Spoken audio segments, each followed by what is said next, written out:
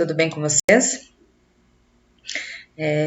Na aula passada eu deixei para vocês um material sobre composição química da célula, sobre substâncias orgânicas e inorgânicas. Eu deixei lá só sobre substâncias inorgânicas, que são a água e os sais minerais.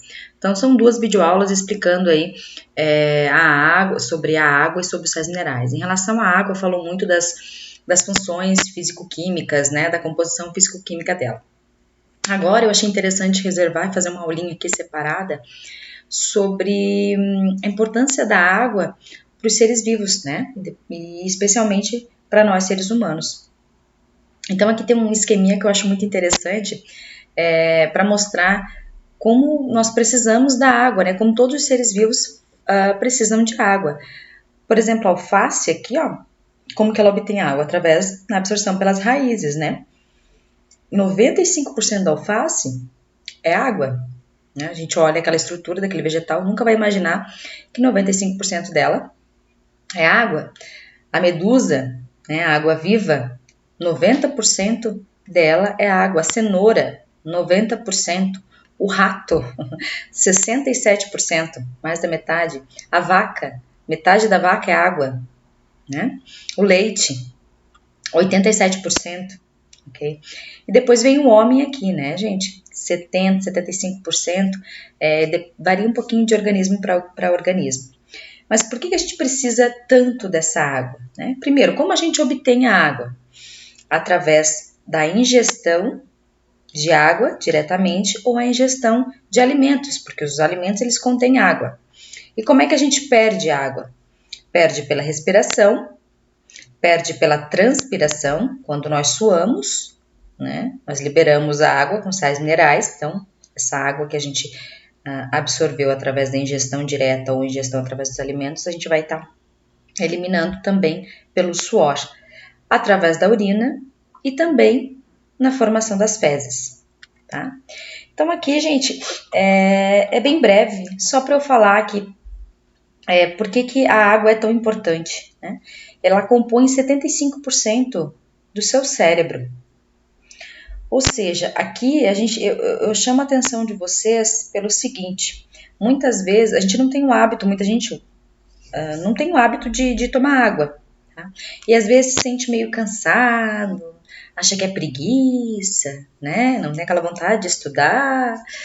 Às vezes pode não ser vontade mesmo, mas muitas das vezes, gente, esse cansaço, essa lerdeza mental pode ser falta de água. Tá? Como que eu sei que meu organismo está com falta de água? Quando eu sinto sede.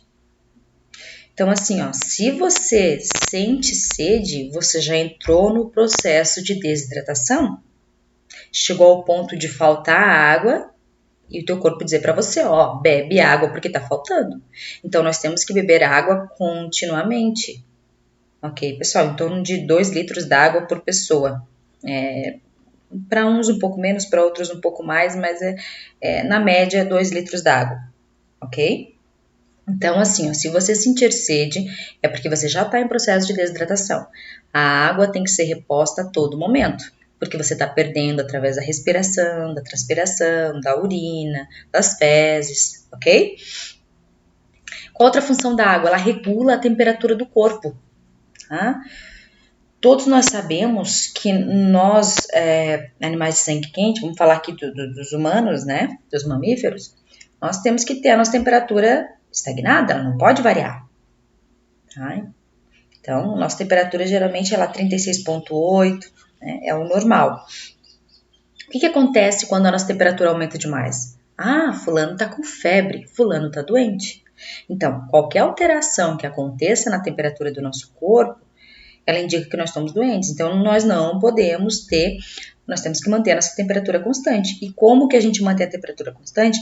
Perdendo essa quantidade de água em forma de calor, tá? A forma de dissipar o calor é perdendo água. Por isso que a gente tem que repor ela. Então, é uma forma de ela regular a temperatura do nosso corpo. Compõe 83% do nosso sangue, gente. 17% do nosso sangue é célula, leucócitos, plaquetas, né? São partes de células, as hemácias, O restante é tudo água, tá? E o nosso alimento digerido que está ali no sangue, dissolvido aonde? Na água, né? Tanto que ela ajuda a transportar nutrientes e oxigênio para as células, tá? Através do sangue. Melhora o oxigênio para a respiração. Se o ambiente estiver muito seco, tem gente que começa a perceber que o nariz começa a arder um pouco, começa a ficar ressecado.